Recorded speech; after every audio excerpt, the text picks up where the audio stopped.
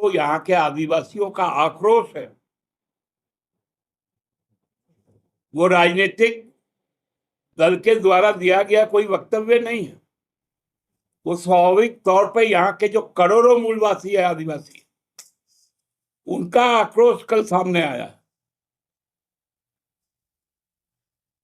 और उस पर चुनाव आयोग क्या कहेगा? होता कौन है? हम अपना आक्रोश भी व्यक्त ना कर पाए, इतना इसका मतलब तो यही होगा कल जब हम जाएंगे राजनीतिक कार्यक्रम में तो भाषण भी ना दे, मोदी जी को बुरा लगेगा।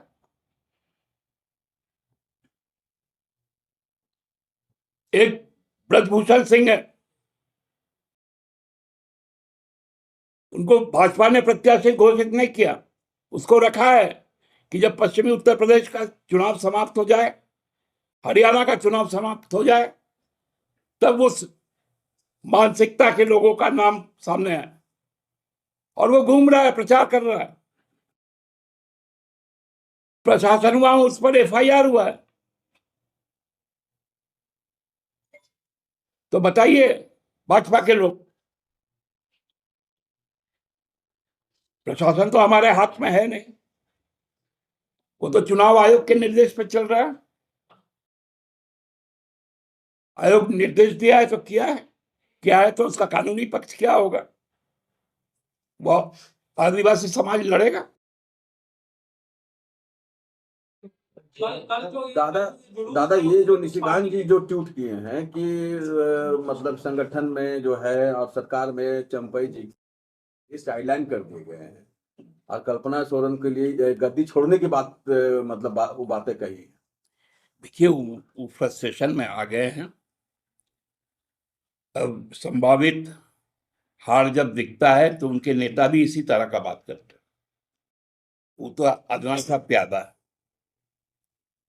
वो भी किसी मैनिफेस्टो को मुस्लिम लीग के साथ जोड़ रहे हैं। पढ़ाई लिखाई नहीं भी किए हैं, किसी से तो पढ़वा सकते हैं ना मैनिफेस्टो कांग्रेस का।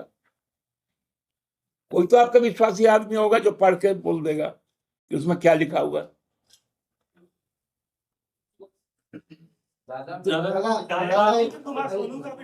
डॉक्टर का ऊपर लगा, कौन डॉक्टर लिखते हैं, कहाँ का डॉक्टर? अरे बतौलाबाजी का डॉक्टर, उसका पीएचडी बतौलाबाजी में हुआ। दादा सीएसडीएस का एक सर्वे आया है और लगभग 15-20 राज्यों में सिंपल साइट में लगभग 20-25 जानकार है, और इस सर्वे में जो बातें आई हैं कि इस बार चुनाव का मुद्दा बेरोजगारी होगा, गरीबी होगा और इसके अलावा जो है महंगाई होगा। तो ये प्रमुख मुद्दे होंगे, जबकि राम मंदिर जैसा कोई मुद्दा नहीं होगा। आप बताइए ना, ये बातें, चूंकि सीएसडीएस बहुत विश्वसनीय संस्था है, भाजपा का मैनिफेस्टो भी आया है क्या? नहीं ना आया है। क्या बोलेंगे बेरोजगारी पर, क्या बोलेंगे महंगाई पर, क्या बोलेंगे युवाओं के सामने, किसानों के सामने, मजदूरों के सामने? जो हमारा ब्लॉक है उसके जो प्रमुख पार्टी, उन्होंने विस्तृत रूप से गिनाया।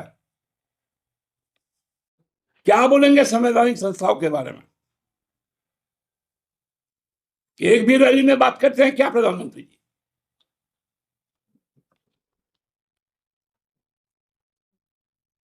राम का नाम लेते हैं और कई प्रदेशों में क्षत्रियों का अपमान होता है। गुजरात में मुख्यमंत्री बोलते हैं क्षत्रिय के खिलाफ, राजस्थान में बोलते हैं, झारखंड में उन्होंने क्या काम किया? अब मानते हैं ये बड़ा मुद्दा होगा बेरोजगारी। बेरोजगारी मुद्दा है, महंगाई मुद्दा है, सांप्रदायिक सद्भाव मुद्दा है, संविधान मुद्दा है, लोकतंत्र मुद्दा है। दादा तो आपने कहा 21 तारीख को जो रैली है वो गैर सनातनियों की रैली है, ऐसा क्या आपने क्यों कहा? कौन? आपने अभी कहा कि आप सुनने में गलती की, सुधार मेरा रिकॉर्डिंग सुनिए। सनातन को मलेरिया और डेंगू बोलने वाले जो इस रैली में आ रहे हैं, क्या इसकी रैली डेंगू और मलेरिया बोलने वाले जो जिनके बारे में आप कह रहे हैं, उनके साथ भी यही लोग थे एआईडीएम के, क्यों छोड़ के गए? थोड़ा पूछिए तो उनसे।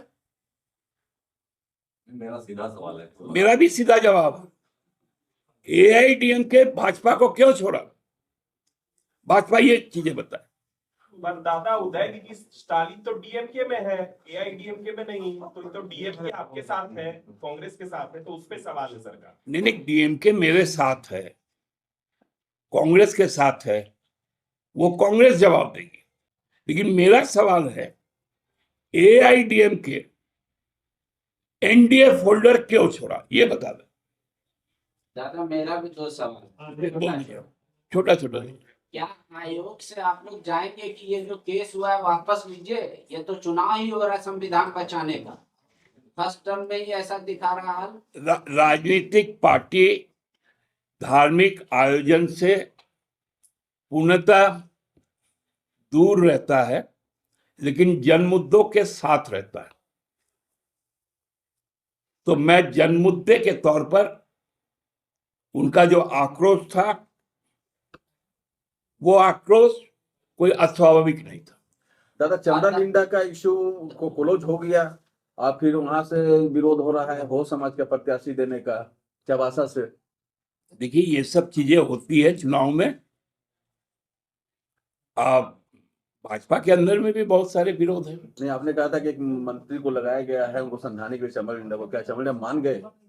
अब देखिए ना, ये तो अंतिम समय में जब नामांकन का वक्त खत्म हो जाएगा उसके बाद ही इसका जवाब। दादा मेरा दूसरा सवाल, पहला का तो आप अच्छा से नहीं दे पाए। अच्छा, नहीं दे पाए? नहीं जाएंगे, क्या जाएंगे? आदिवासियों की बात है, मूलवासियों की बात है। मैं क्या कह रहा हूँ कि उस जज्बात के साथ हम लोग खड़े हैं। तो आप आपत्ति दर्ज करेगी जेएमएम? जेएमएम ऐसा पार्टी नहीं, हमारा जो जितने हमारे भी सामाजिक संगठन हैं, उन लोग करेंगे। और दूसरा बात ये है कि मैनिफेस्टो जिसका भी आया, एक का तो आया नहीं उन लोगों तक, कोई ये नहीं कह रहा कि भाई चुनावी बॉन्ड मुद्दा है, तो कोई ये नहीं कह रहा कि भाई हमारी सरकार आएगी तो आरटीआई के दायरे में आ जाएगा ये चंदा वाला। हम लोग तो ये बात कहेंगे अपने लोगों से, और हमको लगता है कि